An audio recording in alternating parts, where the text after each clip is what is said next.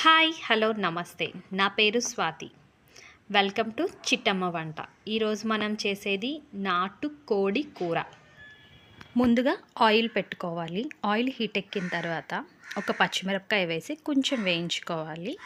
ఇందులోనే ఒక 6-7 లవంగాలు వేసుకోవాలి. స్మెల్ రాకుండా ఉంటుంది. ఇది కూడా కొంచెం వేయించుకోవాలి.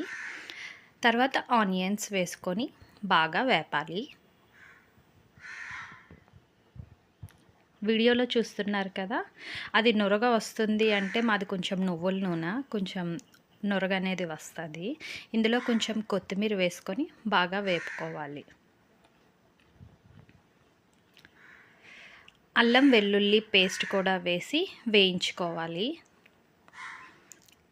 ఇందులోనే కొంచెం ఉల్లిపాయ టమాటా మిక్సీ చేసుకున్న ముద్దను కూడా ఇందులో వేసుకొని బాగా కలుపుకొని అది బ్రౌన్ కలర్ వచ్చే వరకు వేయించుకోవాలి. తగినంత ఉప్పు కారం వేసుకొని బాగా కలుపుకోవాలి.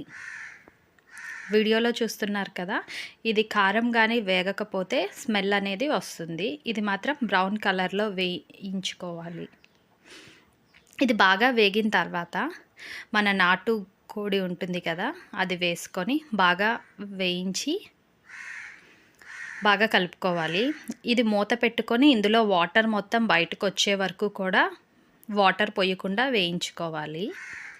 చూస్తున్నారు కదా, వాటర్ అనేది మొత్తం వచ్చేయాలి బయటికి. వచ్చేసిన తర్వాత ఇలా ఉంటుంది.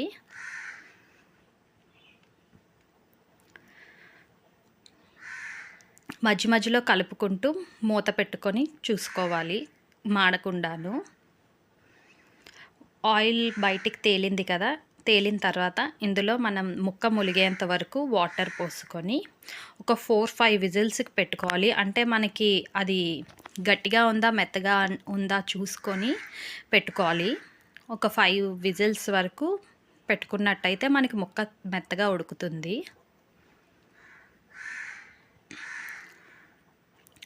చూసారు కదా ఎలాగ ఉడికింది అనేది.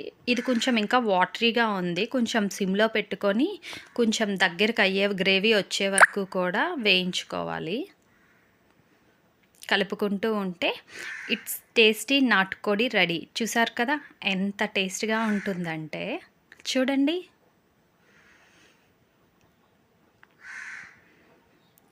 సర్వింగ్ బౌల్లో తీసుకొని సర్వ్ చేసుకున్నట్టయితే నాటుకోడి రెడీ. చూస్తున్నారు కదా. Please like, share, subscribe.